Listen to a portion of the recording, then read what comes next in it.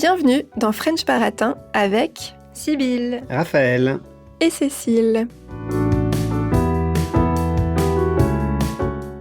Aujourd'hui, dans ce deuxième mini-épisode, j'ai envie qu'on s'intéresse à la question que posent souvent les enfants à leurs parents.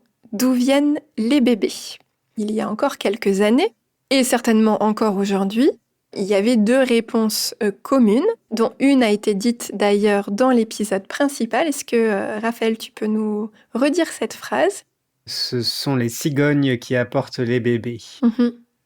Très bien. Et Sibylle, est-ce que tu connais la deuxième phrase qui est beaucoup utilisée ? Alors oui, c'est une phrase qui fait une distinction entre les garçons et les filles, puisque les garçons naissent dans les choux et les filles dans les roses. Tout à fait, très bien. Pas du tout sexiste pour commencer. On démarre bien dans la vie. Ouais, c'est clair. En fait, sentir le chou, c'est pas cool. Bah non, voilà, merci.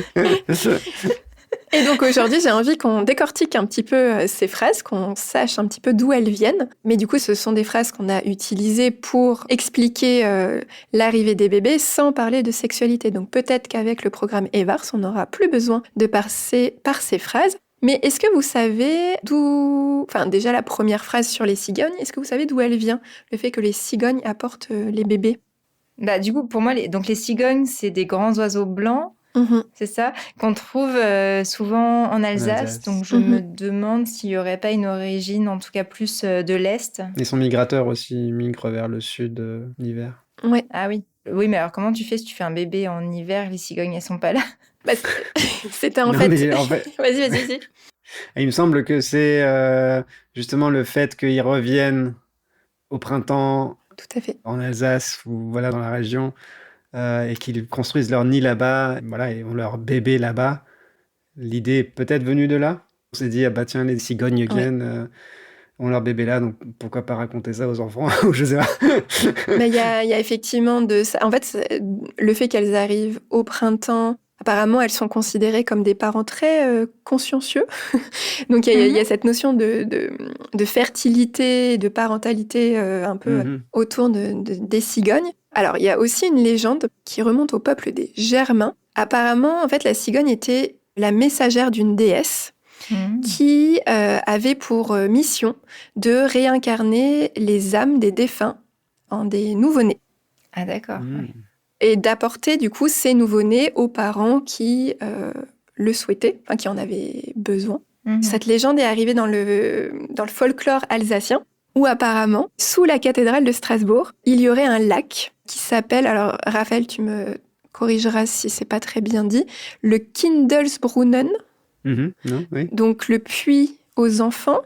La fontaine, plutôt. À la fontaine aux enfants. Du coup, il y aurait ces fameuses âmes qui attendraient leur tour, et donc il y aurait un petit gnome qui viendrait récupérer ces âmes, qui les donnerait à la cigogne, qui les amènerait aux parents. Et apparemment, les parents déposaient des morceaux de sucre sur le rebord de leur fenêtre pour attirer les cigognes. Voilà. C'est mignon. Donc, je ne savais pas du tout, et en fait, c'est marrant que... Enfin, je ne savais pas que c'était une légende en lien avec l'Alsace, et le peuple germanique. Germanique et nordique, ouais. Donc voilà, mais par contre, dans le reste de la France, on parle effectivement beaucoup des garçons qui naissent dans les choux et les filles dans les roses. Mais pourquoi ça ? Pourquoi ces deux végétaux ? Peut-être déjà la rose. Bah, la rose est associée à la beauté, comme le féminin, en général. Exactement. Et le chou, une idée ? Le chou... ça fait de la soupe, et les garçons, ça grandit plus que les filles, et je ne sais pas. Et du coup, on dit aussi que quand on mange beaucoup de soupe, on grandit plus. Non, vraiment, je ne sais pas. Les garçons deviennent des paysans, je ne sais pas, et cultivent les choux, alors du coup, forcément, j'en sais rien. Non, je dis des bêtises, je sais pas. Bah, apparemment, le chou est symbole de fertilité. Après, vraiment savoir pourquoi c'était...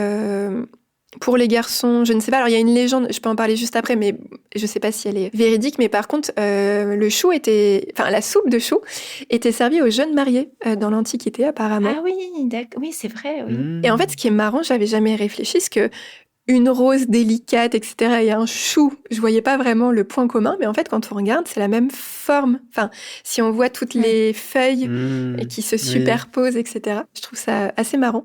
Et en fait, il y a une légende qui est aussi en lien avec des dieux, où il y aurait eu un couple de dieux qui aurait eu 4 enfants, 3 filles et un garçon, donc des quadruplés. Et ils auraient mis les filles dans des pétales de rose, mais ils voulaient surtout pas que le garçon puisse être associé à quelque chose de féminin, donc ils l'auraient enveloppé, le petit garçon, de feuilles de chou.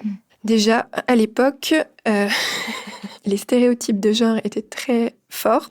Du coup, il y a plusieurs, on va dire, légendes ou explications qui cohabitent, mais apparemment, c'est dès le 19e siècle que ces 2 phrases ont été dites aux enfants pour justement expliquer la naissance des enfants, pour ne pas parler du mot très tabou, la sexualité.